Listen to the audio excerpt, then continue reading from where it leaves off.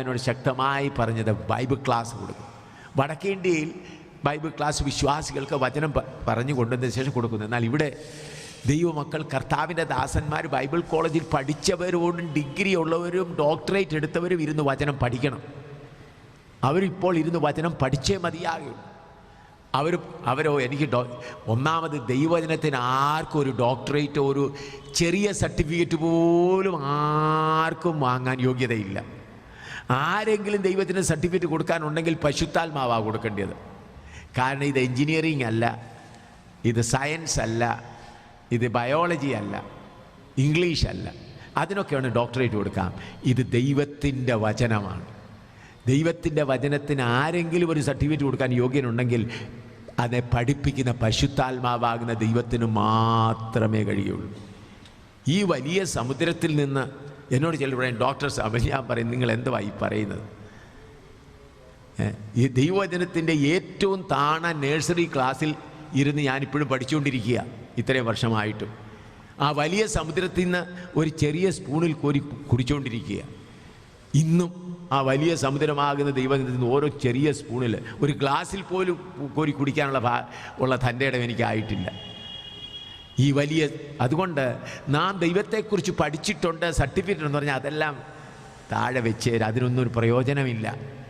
ഉദാഹരണമായി നമ്മുടെ തലമണ്ടയിൽ നിങ്ങളുടെ വീട്ടിലെല്ലാം ഫ്രിഡ്ജുണ്ട്.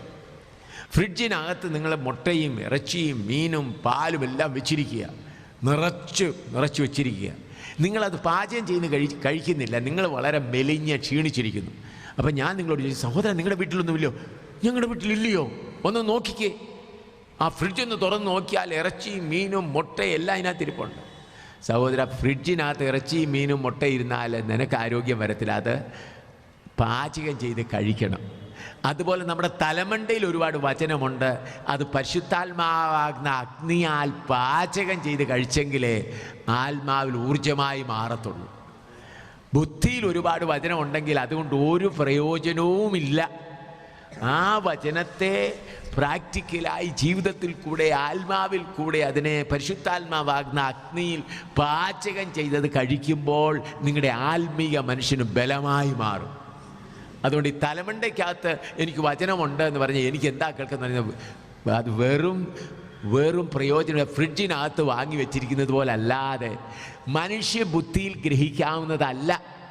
പരിശുദ്ധാത്മാവിൽ കൂടെയും തങ്ങളുടെ അനുഭവമാകുന്ന തീച്ചൂളയിൽ കൂടെ, പരിശുദ്ധാത്മാകുന്ന അഗ്നിയിലും അനുഭവമാകുന്ന തീച്ചൂളയിലും.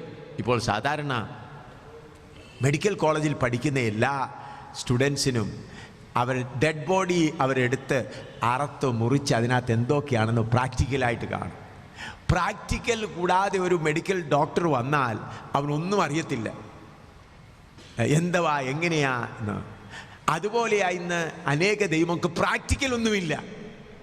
പ്രാക്ടിക്കലിനുള്ള അവസരവുമില്ല. ഏതെങ്കിലും പ്രയാസം വന്നാൽ വിടുതലുകാരൻ്റെ അടുക്കൽ പോകും, പ്രയാസം അങ്ങ് മാറും. കർത്താവ് എന്തെങ്കിലും കഷ്ടങ്ങളിൽ കൂടെ പ്രയാസങ്ങളിൽ കൂടെ പഠിപ്പിച്ച് ശിഷ്യനാക്കുവാൻ ആഗ്രഹിക്കുന്നുവെങ്കിൽ അവർ വിടുതലുകാരുടെ അടുക്കൽ പോയി അത് വിടുതൽ വാങ്ങി, കർത്താവ് നീയാണോ എന്നെ പഠിപ്പിക്കാൻ തോന്നുന്നത്? എനിക്കറിയാമല്ലോ നിൻ്റെ കയ്യിൽ നിന്ന് ഓടി രക്ഷപ്പെടാൻ.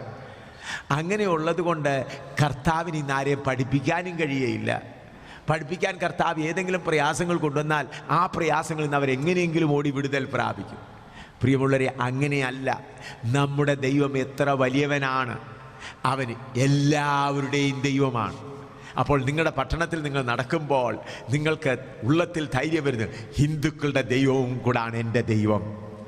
ഹിന്ദു സഹോദരനോട് പറയുമ്പോൾ, സഹോദര, നിൻ്റെ ദൈവവും എൻ്റെ ദൈവവും ഒന്നാണ്. എന്നാൽ പ്രശ്നം ഇതാണ്, ഞാൻ എൻ്റെ ദൈവത്തെ തിരിച്ചറിഞ്ഞു, നീ നിൻ്റെ ദൈവത്തെ ഇതുവരെ തിരിച്ചറിഞ്ഞില്ല. ആ ഒരു വ്യത്യാസമാണ്. അപ്പോൾ യേശുക്രിസ്തു ആരാണ്? സകലരുടെയും ദൈവമാണ്.